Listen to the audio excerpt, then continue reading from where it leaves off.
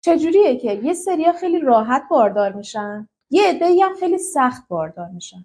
حالا ما از کجا بفهمیم که جزو کدوم دسته هستیم؟ برای بارداری تخمک خانم و اسپرم آقا باید با همدیگه ترکیب بشن که ما به این ترکیب شدن اسپرم و تخمک میگیم لقاح.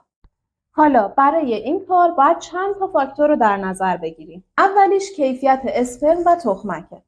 اسپرم و تخمک باید از لحاظ ساختار، ژنتیک و ظاهر نرمال باشن. اگر اسپرم از لحاظ ساختار مشکل دار باشه، نمیتونه به راحتی وارد تخمک بشه. حتی سرعت حرکت کردن اسپرم و اینکه چجوری حرکت میکنه خیلی مهمه.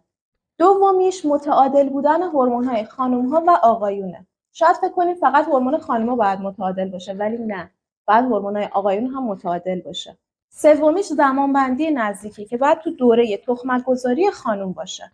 و آخریش که از همه مهمتره سن خانم هست. از بازه 20 تا 35. بهترین بازه برای زمان بارداریه.